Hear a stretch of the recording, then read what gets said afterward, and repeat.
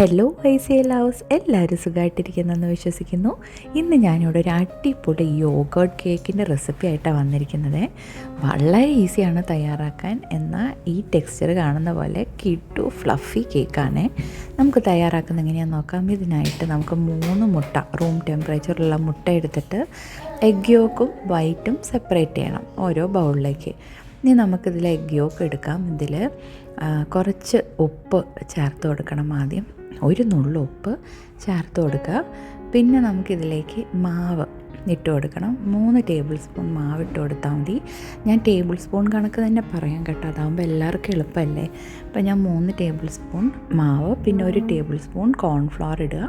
എന്നിട്ട് നന്നായി ഇതൊന്ന് മിക്സ് ചെയ്യുക. മിക്സ് ചെയ്ത ശേഷം 240 ഗ്രാം, അതായത് ഏകദേശം ഒരു വലിയ കപ്പ് എന്നാൽ ഫുള്ളല്ല, അതിലും കുറച്ച് കുറഞ്ഞ് തൈര് ഇതിൽ ചേർത്ത് കൊടുക്കുക. പിന്നെ വാനില എസൻസ് ചേർത്ത് കൊടുക്കുക 1 ടീസ്പൂൺ. എന്നിട്ട് ഇത് നന്നായി ഒന്ന് മിക്സ് ചെയ്ത് എടുക്കുക. ഇപ്പം ഇതിന് ഒരു നോർമൽ വിസ്ക് മതി, അല്ലെങ്കിൽ ഫോർക്ക് മതി. ഇത് നന്നായി ഒന്ന് മിക്സ് ചെയ്തെടുത്ത് മാറ്റി വെക്കുക. ഇപ്പം നമ്മൾ ഇനി എഗ് വൈറ്റാണ് വർക്ക് ചെയ്യാൻ പോകുന്നത്. എഗ് വൈറ്റ് എടുക്കുക. ആദ്യം ഒന്ന് ചെറുതായിട്ട് ബീറ്റർ കൊണ്ട് ബീറ്റ് ചെയ്യുക. ഈ സമയം കൊണ്ട് ഓവൻ പ്രീ ഹീറ്റ് ചെയ്യാൻ വെക്കണേ 180 സിക്ക്. പിന്നെ ഒരു ട്രേയിൽ കുറച്ച് വെള്ളം റെഡിയാക്കി വെക്കുക. ഇനി ഇത് ബീറ്റ് ചെയ്ത ശേഷം ഇതിലേക്ക് നമ്മൾ 5 ടേബിൾ പഞ്ചസാര, അതായത് 1/4 കപ്പോളം വരും, 5 ടേബിൾ സ്പൂൺ പഞ്ചസാര, പിന്നെ കുറച്ച് നാരങ്ങയും കൂടെ പിഴിഞ്ഞിട്ട് ഇത് നന്നായി നല്ല ഫ്ലഫി ആയിട്ട് ബീറ്റ് ചെയ്തെടുക്കണം. പിന്നെ ഒരു 5 അല്ലെങ്കിൽ 7 ഇഞ്ചിൻ്റെ പാൻ എടുക്കുക. അപ്പം 5 ഇഞ്ചാകുമ്പോൾ നല്ല ടോളായിട്ടുള്ള കേക്ക് കിട്ടും. 7 ആകുമ്പോൾ അത്ര ടോള് വരില്ല. ഞാൻ 7 ഇഞ്ച് എടുത്തത്. ബോട്ടം റിമൂവ് ചെയ്യാൻ പറ്റുന്ന പാൻ ഉണ്ടെങ്കിൽ വളരെ നല്ലത്. ഫുൾ ബേക്കിംഗ് പേപ്പർ താഴെയും അതിൻ്റെ സൈഡിലൊക്കെ ഇട്ടിട്ട് വേണം എടുക്കാൻ. പിന്നെ അത് ഒരു ചെറിയൊരു പാത്രത്തിൽ താത്ത് വെക്കാനും കൂടെ ഒരു പാത്രം അല്ലെങ്കിൽ ഒരു പാനൂടെ എടുക്കണേ, അതിലും വലിയ പാൻ. അപ്പോൾ നമ്മൾ നന്നായി ഈ എഗ് വൈറ്റ് ബീറ്റ് ചെയ്തെടുക്കുക. ഞാൻ കാണിച്ചു തരാം എത്ര ബീറ്റ് ചെയ്യണമെന്ന്. ഇപ്പം ആയിട്ടില്ല, ഇപ്പം ഇങ്ങനെ പീക്ക് ഫോൾ ചെയ്യുക. അപ്പം ഒന്നുകൂടെ നന്നായി ബീറ്റ് ചെയ്യുക. കണ്ടോ, ഈ ഒരു പരുവാകുമ്പോൾ സ്റ്റോപ്പ് ചെയ്യുക.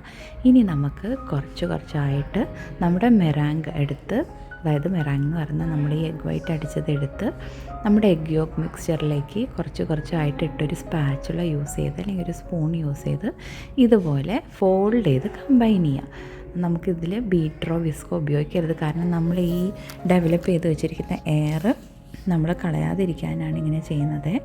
അപ്പോൾ നന്നായി ഇത് കുറച്ചായിട്ട് ഓരോരോ പോർഷൻ, ഒരു 4-5 പോർഷനായിട്ട് എടുത്ത് ഇതിലോട്ട് ഇട്ടിട്ട് ഒന്ന് കമ്പൈൻ ചെയ്ത് കൊടുക്കുക. അപ്പം ഇത് നന്നായി ഒന്ന് കമ്പൈൻ ചെയ്ത് കൊടുത്ത ശേഷം ആണ് നമ്മൾ ബാറ്റർ ട്രാൻസ്ഫർ ചെയ്യാൻ പോകുന്നത്.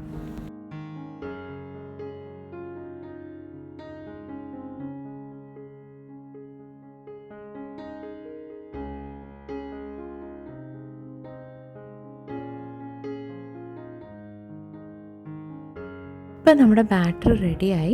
ഇനി ഞാൻ പറഞ്ഞ പോലെ ഒരു വലിയ പാൻ എടുക്കുക. അതിലേക്ക് നമ്മൾ നമ്മുടെ കേക്ക് ബാറ്റർ ഒഴിക്കുന്ന പാൻ ഇതുപോലെ ബേക്കിംഗ് പേപ്പറൊക്കെ ഇട്ട് ലൈൻ ചെയ്തെടുക്കുക. ഇതിലേക്ക് ബാറ്റർ ട്രാൻസ്ഫർ ചെയ്യുക. നമ്മുടെ ഓവൻ 180 സിക്ക് പ്രീ ഹീറ്റ് ആയിട്ടുണ്ടാവണം. പിന്നെ ഒരു ട്രേയിൽ കുറച്ച് വെള്ളം ഒഴിച്ച് അതിലേക്ക് വെക്കുക. എന്നിട്ട് ആ വെള്ളം ഒഴിച്ച് വെച്ച ട്രേയുടെ മേലിലാണ് നമ്മൾ ഇത് വെച്ചിട്ട് ബേക്ക് ചെയ്യാൻ പോകുന്നത്. അങ്ങനെ ആ ഒരു ടൈപ്പ് ബേക്കിംഗ് മെത്തേഡാണ് നമ്മൾ യൂസ് ചെയ്യുന്നത്. ഇതിന് പെയിൻ മാരി എന്ന് പറയും ഈ പ്രോസസ്സിന്. അപ്പം നമ്മൾ ഇത് റെഡിയായി. ഇനി ഓവണിൽ ട്രേയിൽ ഞാൻ ഓൾറെഡി വെള്ളം ഇപ്പോൾ വെച്ചു, കണ്ടോ. അപ്പം ഇതിലേക്ക് ഞാൻ ഇത് വെച്ചിട്ടാണ് ബേക്ക് ചെയ്യാൻ പോകുന്നത്. 180 സി ഒരു 35 to 40 മിനിറ്റ്സ് ബേക്ക് ചെയ്യാൻ പോവാണ്. അപ്പോൾ ഇപ്പം എൻ്റെ ഗ്യാസ് ഓവൺ ആണ്, അതുകൊണ്ട് ബ്രൗണിങ് കുറവായിരിക്കും, അല്ലെങ്കിൽ നല്ല ഈവൻ ബ്രൗണിങ് കിട്ടിയാണ്. ഇപ്പോൾ റെഡിയായി നമ്മുടെ കേക്ക്. 40 മിനിറ്റ്സ് ബേക്ക് ചെയ്തു. ഇനി ഇതൊന്ന് കൂളായിക്കോട്ടെ. ഇപ്പോൾ ഇത് കൂളായി, ഞാൻ ഇത് എടുക്കാൻ പോവാം. ഞാൻ എന്തിനാണ് ബോട്ടം ഓപ്പൺ ചെയ്യാൻ പറ്റുന്ന ഒരു കേക്ക് പാൻ ഉണ്ടെങ്കിൽ നല്ലതെന്ന് പറഞ്ഞാൽ നമുക്ക് എടുക്കാൻ എളുപ്പം, അത് സോഫ്റ്റ് കേക്ക് അതുകൊണ്ട്. അപ്പം ഞാനിത് ഓപ്പൺ ചെയ്തിട്ട് ഇതുപോലെ ഇതിൻ്റെ സൈഡിലെ ബേക്കിംഗ് പേപ്പറൊക്കെ മാറ്റി കൊടുക്കുക. കണ്ടോ എന്ത് ഫ്ലഫി ആൻഡ് യമ്മി ആയിട്ടാണ് നമ്മുടെ അടിപൊളി യോഗർട്ട് കേക്ക് ഇവിടെ തയ്യാറാക്കിയിരിക്കുന്നത്. കണ്ടോ. അപ്പോൾ ഇനി ഞാനിതൊന്ന് ചൂടാറിയിട്ട് നിങ്ങൾക്ക് മുറിച്ചുകൂടെ കാണിച്ചു തരാം കേട്ടോ. അപ്പോൾ ഇത് നന്നായി ചൂടായി ഞാൻ മുറിച്ച് കാണിച്ചു തരാം. ഇത് വായിലിട്ട് അങ്ങ് മെൽറ്റായിപ്പോൾ അത്രയ്ക്കും സോഫ്റ്റാണ്, അതുപോലെ തന്നെ യമ്മിയാണ് കേട്ടോ. നിങ്ങൾക്കിത് പ്ലെയിനായിട്ടും കഴിക്കാം, ഇല്ലെങ്കിൽ നിങ്ങൾക്ക് ഇഷ്ടമുള്ള ടോപ്പിംഗ് ഇതിലിട്ടിട്ടും കഴിക്കാം കേട്ടോ. അപ്പം കണ്ടോ എന്ത് യമ്മി ഫ്ലഫി സോഫ്റ്റായിട്ട് ഇരിക്കുന്ന ഈ കേക്കെന്ന്. അപ്പോൾ എല്ലാവരും തീർച്ചയായിട്ടും ഈ യോഗർട്ട് കേക്ക് ട്രൈ ചെയ്ത് നോക്കുക. എപ്പോഴും പോലെ ഫീഡ്ബാക്ക് വിത്ത് പിക്ചർ അയക്കുക. ഞാൻ ഫേസ്ബുക്ക് പേജിൽ പോസ്റ്റ് ചെയ്യാമേ. വീണ്ടും ഇതുപോലത്തെ ഒരു അടിപൊളി റെസിപ്പി ആയിട്ട് കാണുന്നവരെ ബൈ, സ്റ്റേ സേഫ്.